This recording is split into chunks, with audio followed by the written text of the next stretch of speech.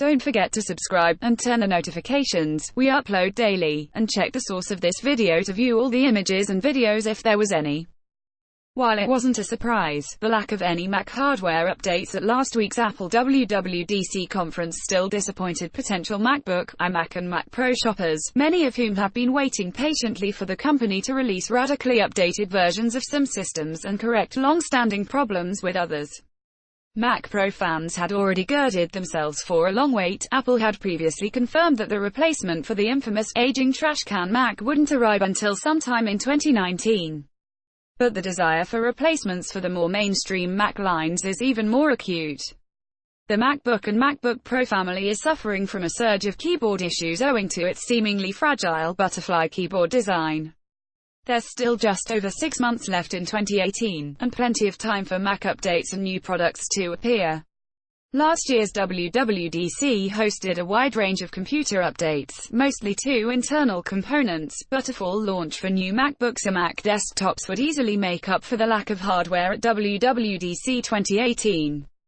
But a straight-up specs bump with new Intel chips won't cut it. Apple needs to address some key issues with the Mac. To that end, here's what we'd like to see changed once new models are announced. Hit reset on super flat MacBook keyboards.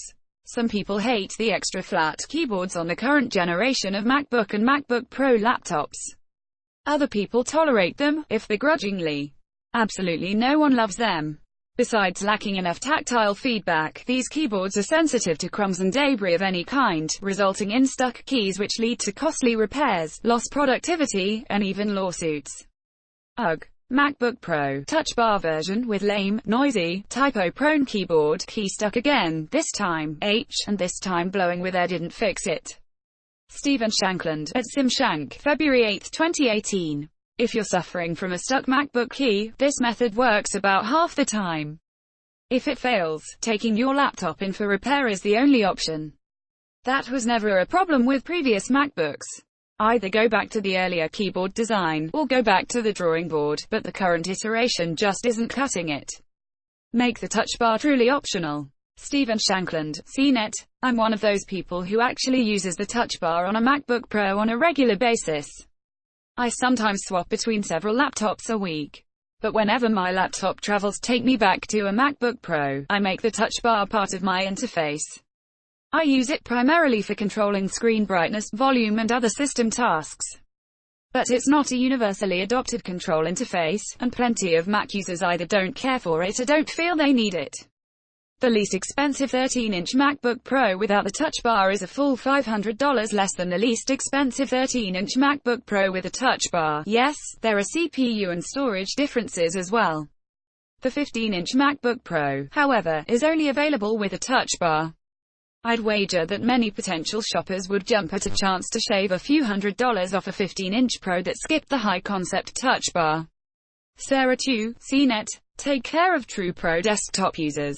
The Mac Pro, intended to be Apple's highest-end desktop PC, has been stuck in stasis since 2013. Serious photo and video editors, 3D modelers, and other power users have been waiting for an update since then. To the company's credit, Apple acknowledged its missteps with the Pro last year, and promised a ground-up redesign, which is now confirmed for 2019. My colleague Laurie Grunin points out all the things a new Mac Pro must have, from user-replaceable parts to a cheaper entry-level version. My take is that even if we can't actually buy a new Mac Pro in 2018, we should at least get a sneak peek at it. It'll look like, what's inside it and how much it will cost. That way, Pro users can decide if they want to wait for the 2019 modular Mac Pro, or go with the iMac Pro, which is available now.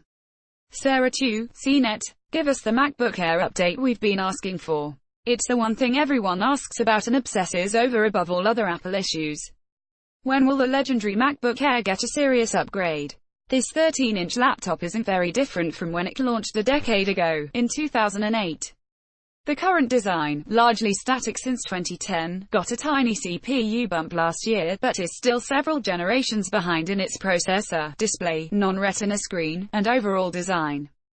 Despite this, the Air is so popular that even in its sadly dated current form, it's still one of the most commonly spotted laptops in coffee shops and on college campuses. The rumor mill about a new version of the Air is getting stronger, and if the reports of a system with a slimmer body, better Retina-class screen, newer CPU and a price tag under $1,000 are true, we'll probably be looking at a runaway hit. But whether that rumored model retains the Air name, or gets rebranded as a MacBook 13-inch, or something else, is anybody's guess. Sarah 2, CNET. Just one more port. Yes, you can still find a MacBook with extra ports.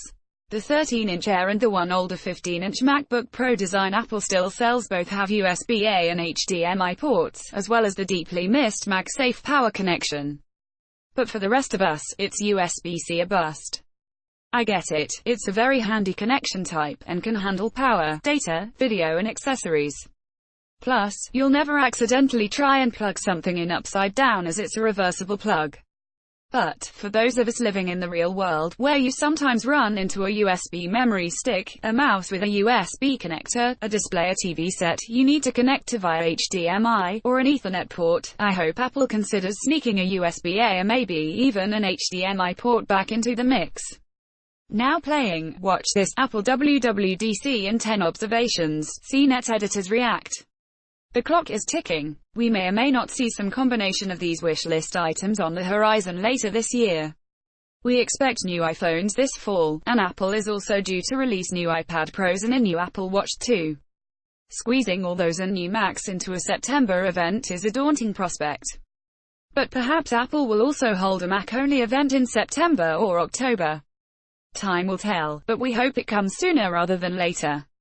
WWDC 2018, everything Apple just announced.